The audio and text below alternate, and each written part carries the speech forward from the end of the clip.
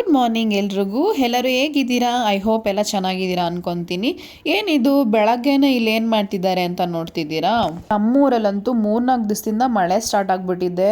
Weather ಅಂತೂ ತುಂಬಾ ಚೆನ್ನಾಗಿದೆ. ಒಂಥರ ಕೂಲಾಗಿ ಇಷ್ಟು ದಿನ ಬೇಸಿಗೆಲಿ ಬಿಸಿಲೆಲ್ಲ ಫುಲ್ಲು ಬೆಂದೋಗಿದ್ವಿ, ಸಖತ್ ಸೆಕೆ ಆಗ್ತಿತ್ತು. ಬಟ್ ಇವಾಗಂತೂ ಮಳೆ ಬರ್ತಿರೋದ್ರಿಂದ ತುಂಬಾ ಚೆನ್ನಾಗಿದೆ ವೆದರು. ನನಗಂತೂ ಈ ಥರ ಹಸಿರು ಪಕ್ಷಿಗಳ ಸೌಂಡ್ ಎಲ್ಲ ಕೇಳೋಕ್ಕೆ ತುಂಬಾ ಇಷ್ಟ. ಅದೊಂಥರ ಮನ್ಸಿಗೆ ರಿಲ್ಯಾಕ್ಸ್ ಕೊಡುತ್ತೆ.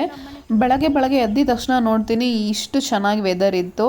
ಅದು ನೋಡಿಕೊಂಡು ಹಾಗೆ ಸ್ವಲ್ಪ ತಲೆ ಟೈಮ್ ಸ್ಪೆಂಡ್ ಮಾಡಿ ಮನೆಗೆ ಬಂದು ಮನೆ ಕೆಲಸ ಎಲ್ಲ ಮುಗಿಸ್ಕೊಂಡೆ. ಹಾಗೆ ನಮ್ಮ ಮಾವ ತೋಟದಿಂದ ಹೂವು ತೊಗೊಂಬಂದ್ಕೊಟ್ರು. ಅದನ್ನು ಕಟ್ಟಿ ದೇವ್ರಿಗೆ ಮುಡ್ಸೋಣ ಅಂತೇಳಿ ಕಟ್ಕೊತಾ ಇದ್ದೆ. ಆ್ಯಕ್ಚುಲಿ ಇವತ್ತು ಇನ್ನೊಂದು ಏನಪ್ಪ ಸ್ಪೆಷಲ್ ಅಂದರೆ, ನಾನು ಲಾಸ್ಟ್ ವಿಡಿಯೋದಲ್ಲಿ ಹೇಳ್ದಾಗೆ ನಮ್ಮೂರಲ್ಲಿ ಇವತ್ತು ಶರ್ಮಾತ್ಮನ ದೇವಸ್ಥಾನದ್ದು ಓಪನಿಂಗ್ ಇದೆ. ನಾನಂತೂ ತುಂಬ ದಿವಸದಿಂದ ದೇವಸ್ಥಾನ ಓಪನಿಂಗ್ ಯಾವಾಗ ಆಗುತ್ತೆ ಅಂತ ಕಾಯ್ತಾನೆ ಇದ್ದೆ. ಆಂಜನೇಯನ ದೇವಸ್ಥಾನ ಹತ್ರ ಹೋದಾಗೆಲ್ಲ ನಾನು ಆ ದೇವಸ್ಥಾನ ನೋಡ್ತಿದ್ದೆ, ಯಾವಾಗಪ್ಪ ಆಗುತ್ತೆ, ಯಾವಾಗ ಈ ದೇವಸ್ಥಾನಕ್ಕೆ ಬರ್ತೀನಿ ಅಂತ ನಿಜವಾಗ್ಲೂ ವೆಯ್ಟ್ ಮಾಡ್ತಾ ಇದ್ದೆ. ಬಟ್ ಆ ದಿನ ಬಂದೇ ಬಿಡ್ತು, ಓಪನಿಂಗ್ ಡೇನೇ ಇವತ್ತು.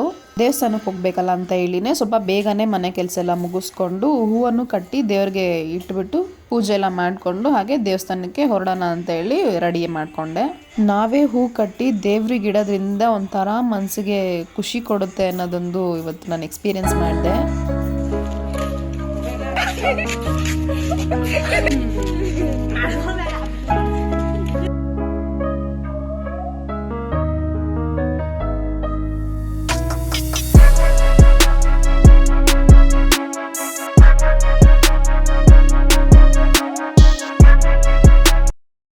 ಅದಾದಮೇಲೆ ದೇವಸ್ಥಾನದ ಹತ್ರ ಹೋಗೋಣ ಅಂತ ಹೇಳಿ ಹೋಗ್ತಾ ಇದ್ದೀವಿ. ನಮ್ಮ ಪಾಪುನ ನಮ್ಮ ಹಸ್ಬೆಂಡ್ ಆಲ್ರೆಡಿ ಕರ್ಕೊಂಡು ಹೋಗಿದ್ರು ದೇವಸ್ಥಾನದ ಹತ್ರ. ನಮ್ಮ ಮಮ್ಮಿಗೂ ಕೂಡ ಹೇಳಿದೆ, ಈ ಥರ ಊರಲ್ಲಿ ಶರ್ಮಾತ್ಮನ ದೇವಸ್ಥಾನ ಓಪನಿಂಗ್ ಇದೆ ಅಂತ ಹೇಳಿದ್ದಕ್ಕೆ ನಮ್ಮ ಮಮ್ಮಿ ಅವರು ಗೊತ್ತಿರೋಷ್ಟು ಒಂದು ವಿಷಯಗಳನ್ನ ಹೇಳಿದ್ರು. ಅಂದರೆ ನಮ್ಮ ಮಮ್ಮಿ ಚಿಕ್ಕ ವಯಸ್ಸಲ್ಲಿರುವಾಗ ಇಲ್ಲಿ ಹಂಚಿನ ಮನೆ ಥರ ದೇವಸ್ಥಾನ ಐತಂತೆ. ಅಲ್ಲಿ ಡೈಲಿ ಶರ್ಮಾತ್ಮನಿಗೆ ಪೂಜೆ ಮಾಡ್ತಿದ್ರಂತೆ. ಸ್ವಲ್ಪ ದಿನ ಅಷ್ಟೇ ಅಲ್ಲಿ ಪೂಜೆ ಮಾಡಿದ್ದು, ಅದಾದಮೇಲೆ ಪೂಜೆ ಮಾಡಿಲ್ಲ, ದೇವಸ್ಥಾನನೇ ಕ್ಲೋಸ್ ಮಾಡಿಬಿಟ್ರು. ಆದರೆ ಅಲ್ಲಿ ದೇವಸ್ಥಾನದ್ದೇ ಒಂದು ಚಿಕ್ಕ ಕಂಬ ಥರ ಮುಂದೆಗಡೆ ದೇವಸ್ಥಾನ ಮುಂದೆ ಇತ್ತಂತೆ. ಆ ಕಂಬಕ್ಕೆ ನಮ್ಮ ಮಮ್ಮಿ ಡೈಲಿ ಹಾಲು ತೊಗೊಂಡು ಹೋಗ್ತಾ ಇದ್ರಂತೆ ಡೈರಿಗೆ ಹಾಕೋಕ್ಕೆ ಅಂತ.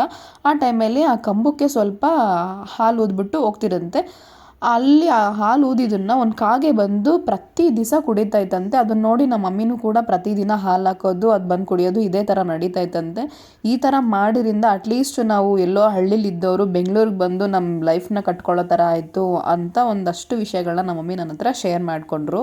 ಇದನ್ನು ಕೇಳಿ ನನಗನ್ಸಿದ್ದೇನೆಂದರೆ, ನಾವು ಯಾರಿಗಾದ್ರೂ ಏನಾದರೂ ಒಳ್ಳೇದು ಮಾಡಿದ್ರೆ, ಏನಾದರೂ ಸಹಾಯನೋ ಉಪಯೋಗ ಆಗೋ ಥರ ಏನಾದ್ರು ಮಾಡಿದ್ರೆ ಅದ್ರ ಪ್ರತಿಫಲ ಯಾವುದಾದ್ರೂ ಒಂದು ರೂಪದಲ್ಲಿ ನಮ್ಗೆ ಸಿಗುತ್ತೆ ಅನ್ನೋದೊಂದು ಗೊತ್ತಾಯಿತು.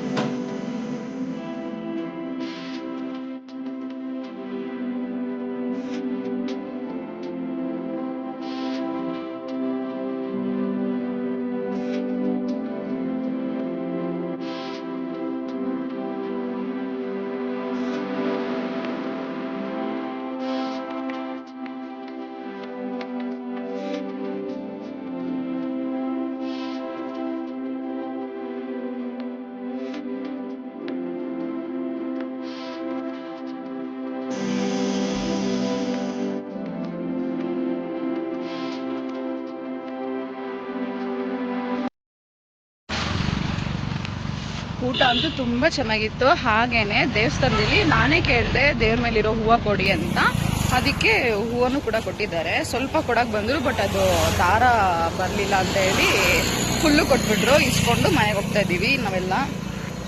ಚಿಲ್ಟಾರಿ ಪಲ್ಟಾರೀಸ್ ಎಲ್ಲ ಇಲ್ಲೇ ಇದ್ದಾರೆ ಅವ್ರ ಜೊತೆ. ಆ್ಯಕ್ಚುಲಿ ನಡೆಯೋಕ್ಕಾಗ್ತಾ ಇಲ್ಲ, ಆದ್ರೂ ನಿಧಾನಕ್ಕೆ ನಡ್ಕೊಂಡು ಹೋಗ್ತೀವಿ ಮನೆಗೆ.